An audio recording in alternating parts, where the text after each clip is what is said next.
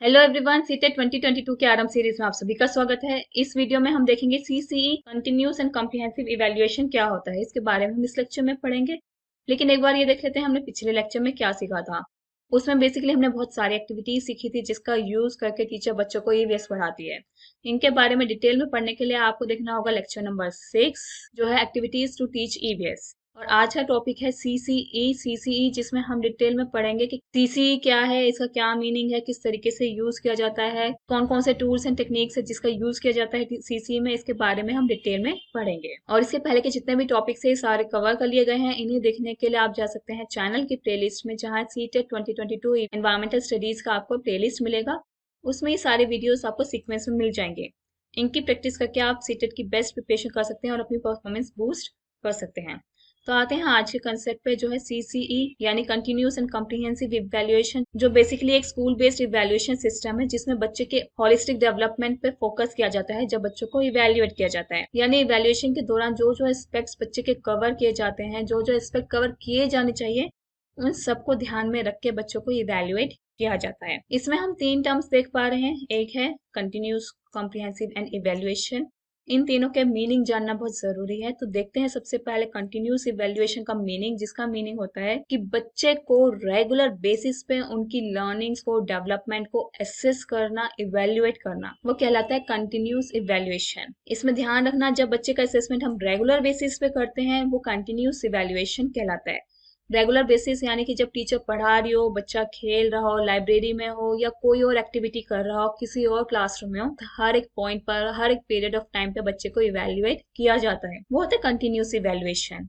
इसके बाद है कॉम्प्रिहेंसिव इवैल्यूएशन, जिसमें हम बेसिकली बच्चे के holistic development, all round development पे फोकस करते हैं कि किस तरीके से एक बच्चे का पूर्ण विकास होना चाहिए और उसका विकास किस तरीके से हो रहा है, उसको हम कॉम्प्रिहेंसिव इवैल्यूएशन के तहत मापते हैं, जिसको हम 2 एरियाज में डिवाइड करते हैं। मेजर 2 एरियाज हैं, स्कॉलस्टिक एरिया एंड को स्कॉलस्टिक एरिया। स्कॉलस्टिक एरिया में बेसिकली हम देखते हैं करिकुलर एरियाज यानी कि सब्जेक्ट एरियाज या एकेडमिक एरियाज, जिसमें बच्चा पढ़ता है सब्जेक्ट्स को, फिर उसके बेस पे देता है एग्जाम, वो होते हैं शैक्षिक क्षेत्र यानी स्कॉलस्टिक एरिया। इसके अलावा जो दूसरा पार्ट है वो है को स्कॉलस्टिक एरिया, जिसे कहते हैं सह शैक्षिक क्षेत्र, जिसमें हम लाइफ स्किल्स, को curricular activities, attitudes, values, behaviour, aptitude, ये चीजें चेक करते हैं कि किस तरीके से बच्चे का एटीट्यूड है उसके क्लासमेट्स की तरफ, टीचर्स की तरफ, किस तरीके से उसकी लाइफ स्किल्स डेवलप हो रही है।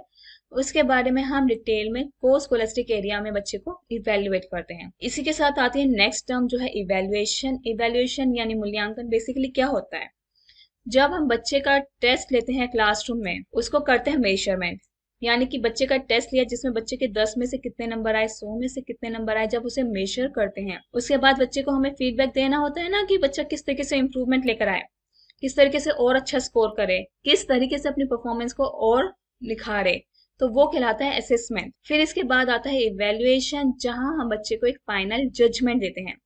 और यहाँ पे हमें 2 चीजें जो फोकस में रखनी है वो है असेसमेंट एंड इवेल्युएशन, क्योंकि सीसी में इन दोनों की मेजर तौर पे बात की गई है। जिसमें हम पहले इवेल्युएशन का मीनिंग थोड़ा डिटेल में जान लेते हैं कि इवेल्युएशन क्या होता है। अभी हमने असेसमेंट तक बात कर ली थी कि किस तरीके से टेस्ट लेकर मेजर करके बच्चे को असेस किया जाता है। उसके बाद जब बच्चे को हम एनालाइज करते हैं उसके परफॉर्मेंस को एनालाइज करने के बाद हम करते हैं इंप्रूवमेंट के लिए उसे सजेस्ट करते हैं, गाइड करते हैं। फिर बच्चा उसे दोबारा से परफॉर्म करके जब टीचर को प्रेजेंट करता है, फिर बच्चे को वो इवेल्युएट करता है, यानी एक जजमेंट, फाइनल जजमेंट देता है कि उसने आखिर कितना इम्प्रूव किया, कितना उसने अच्छा किया, वो कहलाता है इवेल्युएशन। यानी कि इवैल्यूएशन हम डायरेक्टली बच्चे का नहीं कर सकते हैं, इसके लिए स्टेजेस हैं जिसे क्रॉस करते हुए हमें आगे बढ़ना होता है, बच्चे को इवैल्यूएट करना होता है, जिसमें सबसे पहले हम लेते हैं टेस्ट, फिर हम लेते हैं मेजरमेंट, फिर करते हैं असेसमेंट। असेसमेंट के बाद बच्चे को हम करते हैं इवैल्यूएट, जब बच्चा उसी एक्टिविटी को असेसमेंट में दिए गए फीडबैक में चेंजेस लाकर दोबारा परफॉर्म करता है। तो इवैल्यूएशन और असेसमेंट का क्या रिलेशन बनता है ये जानना हमारे लिए जरूरी है। Assessment is a subset of evaluation. ये हम कह सकते हैं पहले बच्चे का हम असेसमेंट करते हैं, यानी उसके जो एक्टिविटी की गई है उसमें क्या इंप्रूवमेंट लाना है, किस तरीके से इंप्रूवमेंट लाना है वो बताते हैं। फिर इसका करते हैं हम इवैल्यूएशन। तो assessment is a part of evaluation. पहले असेसमेंट किया जाता है, फिर बच्चे को इवेल्युएट किया जाता है, जिसमें हम उन्हें फाइनल फीडबैक देते हैं। असेसमेंट मतलब होता है कि किस तरीके से बच्चे की परफॉर्मेंस में, उसकी क्वालिटी में इंक्रीमेंट लाया जा सकता है, उसे इम्प्रूव किया जा सकता है। जैसे आप यहाँ एग्जाम्पल देख पा रहे हैं, एक पर्सन जब फ्लावर को वाटर कर रहा है तो उसकी क्वालिटी को वो इम्प्रूव करना चाह रहा है, इसका मतलब वो उसे असेस कर रहा है।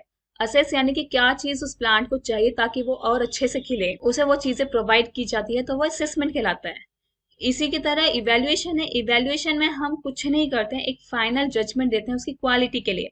यानी आप यहाँ देख पा रहे हैं कि इस प्लांट के लिए जो कमेंट एक पर्सन दे रहा है कि बहुत छोटा है या ट्रीज पे लीव ज्यादा नहीं है, ये कहलाता है जजमेंट, जिसमें हम फाइनल जजमेंट बच्चे को देते हैं कि बच्चे ने क्या किया और कैसे किया। यहाँ इंप्रूवमेंट का स्कोप नहीं होता। इनका डिफरेंस जानना बहुत जरूरी है, क्योंकि पेपर में इस माइन्यूट से डिफरेंस के बेस पे क्वेश्चन गलत होने के चांस हो जाते हैं। तो पहले इनका हम डिफरेंस जान लेते हैं कि असेसमेंट और इवैल्यूएशन में डिफरेंस क्या है, क्योंकि असेसमेंट को क्रॉस करके ही हम इवैल्यूएशन की तरफ बढ़ते हैं। तो असेसमेंट होता क्या है? सबसे पहले ये एक ऑनगोइंग प्रोसेस है, क्योंकि बच्चे को हर एक पॉइंट पे जो एक्टिविटी या परफॉर्मेंस बच्चा कर रहा है उसे असेस किया जाता है। लेकिन जब उसके लिए हम एक क्लोजर जजमेंट या क्लोजर उसके प्रोवाइड कर देते हैं, यानी एक्टिविटी को एक हम संपूर्ण रूप दे देते हैं, वो इवैल्यूएशन कहलाता है। असेसमेंट एक डायग्नोस्टिक के प्रोसेस में, यानी कि बच्चे को किस तरीके से इंप्रूवमेंट लाना है वो बताया जाता है, उसकी जो कमियां हैं उसका उपचार दिया जाता है। लेकिन इवैल्यूएशन एक फाइनल जजमेंट दिया जाता है, अब उसका कोई भी उपचार नहीं दिया जाता, लास्ट में बस बता दिया जाता है कि बच्चे की एक्टिविटी कैसी रही। असेसमेंट किया जाता है ये देखने के लिए बच्चे का आज क्या करंट लेवल है, यानी कि बच्चे इतने टाइम से पढ़ रहा है, इतने टाइम से वो एक्टिविटी कर रहा है, तो उसका किस तरीके से इंप्रूवमेंट हुआ है, इस चीज को चेक करने के लिए असेसमेंट किया जाता है। लेकिन इवैल्यूएशन का पर्पस होता है कि जो बच्चे ने आज एक्टिविटी करी है उसको प्रीवियस लेवल के साथ कंपेयर करना कि कितना इंप्रूवमेंट हुआ है, ये चेक करना। असेसमेंट में हम बच्चे को इंप्रूवमेंट लाने के लिए फीडबैक देते हैं, किस तरीके से बच्चा इंप्रूवमेंट ला सकता है अपनी एक्टिविटीज को और किस तरीके से उसे निखार सकता है, ये हम असेसमेंट में डिटरमाइन करते हैं। लेकिन इवैल्यूएशन में इंप्रूवमेंट का कोई स्कोप नहीं होता, एक फाइनल जजमेंट इसमें दिया जाता है, जिसमें पास फेल, अच्छा किया बुरा किया, इस तरीके से बच्चे को इवेल्युएट किया जाता है। तो ये मेजर डिफरेंस है असेसमेंट एंड इवेल्युएशन का, जिसमें असेसमेंट में इंप्रूवमेंट का स्कोप बच्चे को दिया जाता है, लेकिन इवैल्यूएशन में ऐसा नहीं होता। ये मेजर डिफरेंस है असेसमेंट एंड इवैल्यूएशन का।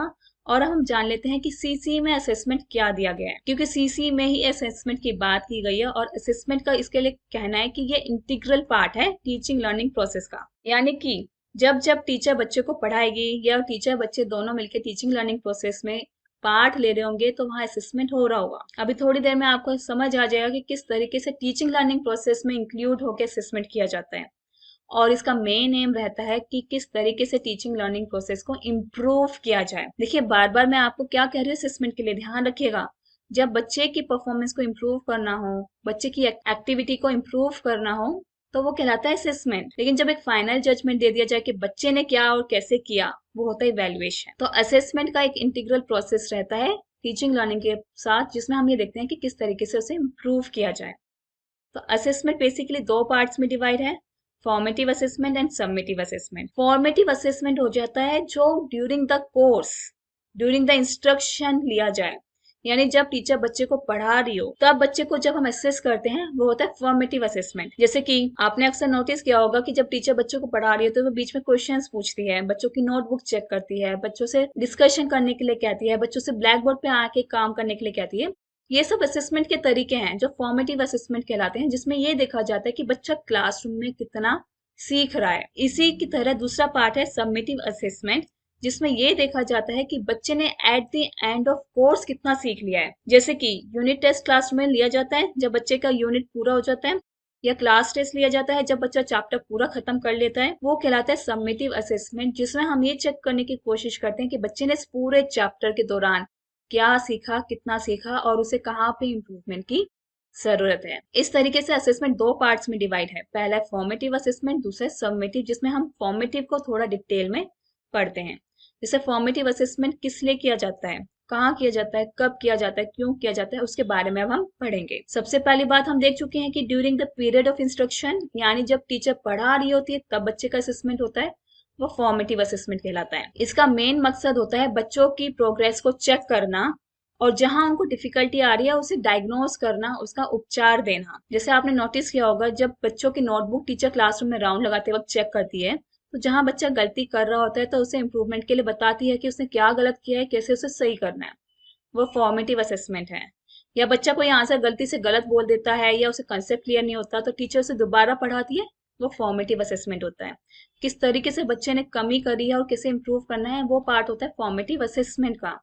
और किस तरीके से किया जाता है हम सबको एग्जाम्पल से तो पता ही है, ऑरल क्वेश्चनिंग, क्लास वर्क है, या ऑब्जर्वेशन के तहत भी टीचर बच्चों का फॉर्मेटिव असेसमेंट कर सकती है। इसी तरीके से सबमेटिव असेसमेंट, सबमेटिव असेसमेंट में क्या होता है, जैसे हम इसका पीरियड तो समझ ही गए हैं, इसका पीरियड क्या है, जब बच्चे को हम ये देखना चाहते हैं कि यूनिट या टर्म या ईयर के एंड में बच्चा कितना सीखा है, वो होता है सबमेटिव असेसमेंट। ये हम करते हैं ये देखने के लिए कि बच्चे ने थ्रू आउट द यूनिट कितना अचीव किया, कितनी कॉम्पिटेंसी उसकी बनी, यानी कि जो चैप्टर हम पढ़ा रहे थे उस पूरे चैप्टर के दौरान बच्चे ने कितनी अचीवमेंट करी है, कितना लर्न किया है, कितना वो समझा है, उसे जानने का काम सबमिटिव असेसमेंट में होता है। और सबसे इम्पोर्टेंट पॉइंट इसका यह है कि इसका रिकॉर्ड जो रखा जाता है वो पेरेंट्स को बताया जाता है, यानी कि इसका रिकॉर्ड पेरेंट्स को, स्कूल अथॉरिटीज को, टीचर्स को बताने के लिए एक मेंटेन किया जाता है।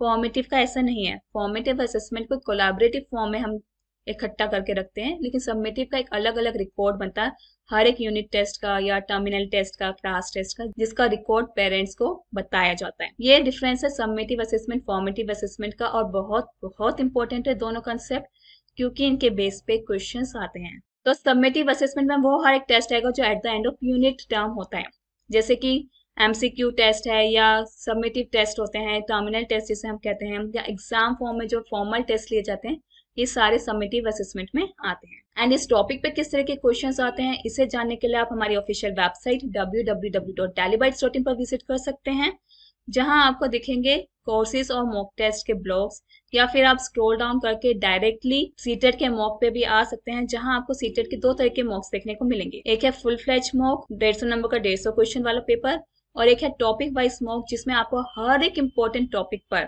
किस तरह के क्वेश्चंस आए हैं वो देखने को मिलेंगे। तो मेरा सजेशन रहेगा आप ये दोनों मॉक ट्राई करिएगा। पहले टॉपिक वाइज मॉक ट्राई करिएगा ताकि टॉपिक्स पे किस तरह के क्वेश्चंस आए हैं वो आपको पता चल जाए, फिर आप करिएगा ट्राई फुल फ्लैज मॉक ताकि टाइम मैनेजमेंट की प्रैक्टिस आपकी बन सके। अब हम देखते हैं नेक्स्ट कंसेप्ट जो है assessment of learning for learning as learning.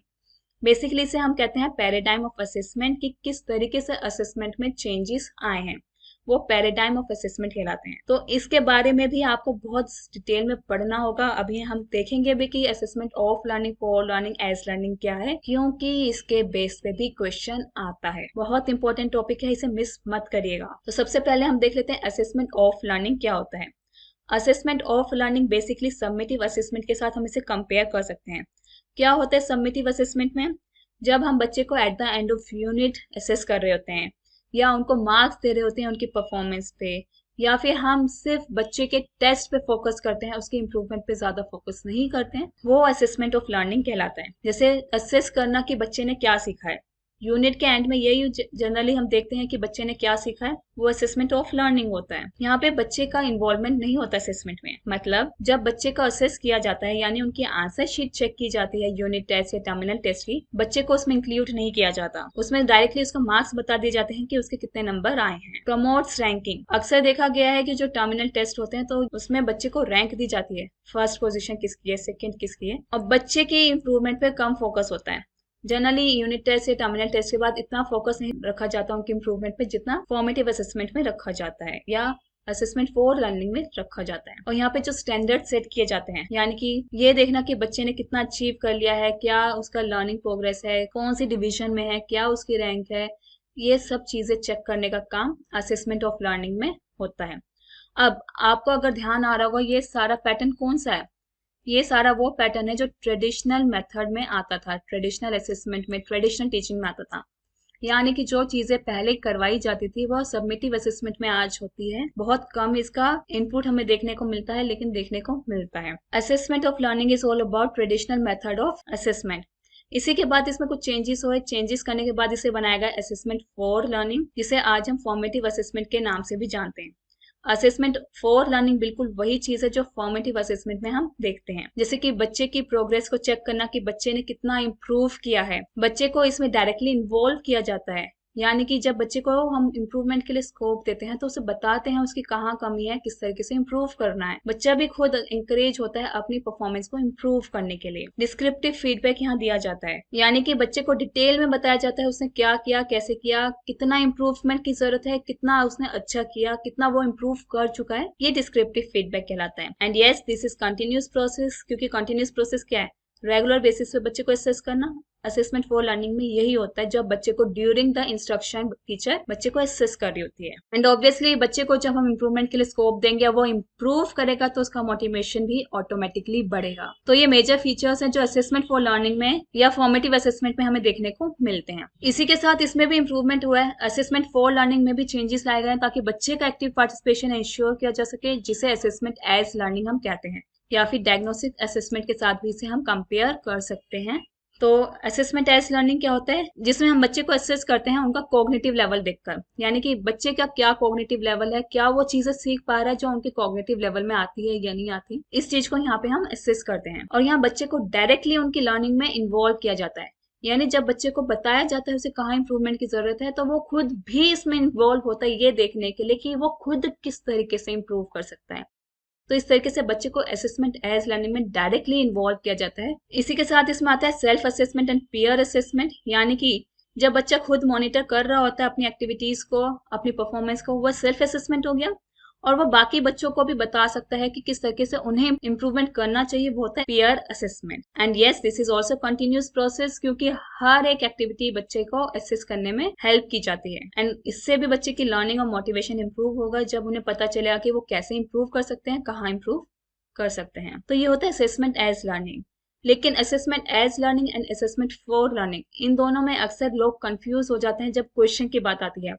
तो इसका जो माइन्यूट सा डिफरेंस है वो देख लेते हैं कि किस तरीके से assessment for learning and assessment as learning एक दूसरे से अलग है। देखिए, असेसमेंट फॉर लर्निंग में क्या होता है, यहाँ पे टीचर बच्चों को बताती है कि किस तरीके से उन्हें इम्प्रूव करना है। जब टीचर बच्चे को बताए किस तरीके से इम्प्रूव करना है, फिर बच्चा उसमें इम्प्रूवमेंट लाए, वो असेसमेंट फॉर लर्निंग है। लेकिन जब बच्चा खुद इन्वॉल्व होके अपनी ही लर्निंग पे रिफ्लेक्ट करे और उसमें प्रैक्टिस करे स्किल्स की इंप्रूवमेंट लाने के लिए, तो उसे कहते हैं असेसमेंट एज लर्निंग। इसी तरीके से जब टीचर बच्चे को फीडबैक देती है और उनको डायरेक्ट करती है, गाइड करती है कि किस तरीके से वो इम्प्रूवमेंट ला सकता है, वो असेसमेंट फॉर लर्निंग है। लेकिन यहाँ स्टूडेंट्स पीयर असेसमेंट में हेल्प करते हैं जब उन्हें पता होता है उन्हें किस तरीके से इम्प्रूवमेंट लाना है, वो असेसमेंट एज लर्निंग कहलाता है। तो ये माइन्यूट सा डिफरेंस है असेसमेंट फॉर लर्निंग में, असेसमेंट एज लर्निंग में। असेसमेंट फॉर लर्निंग में टीचर का सपोर्ट दिया जाता है बच्चे को, जबकि असेसमेंट एज लर्निंग में बच्चा खुद मोटिवेट होता है अपनी ही परफॉर्मेंस को इम्प्रूव करने के लिए और बाकी स्टूडेंट्स को गाइड करने के लिए।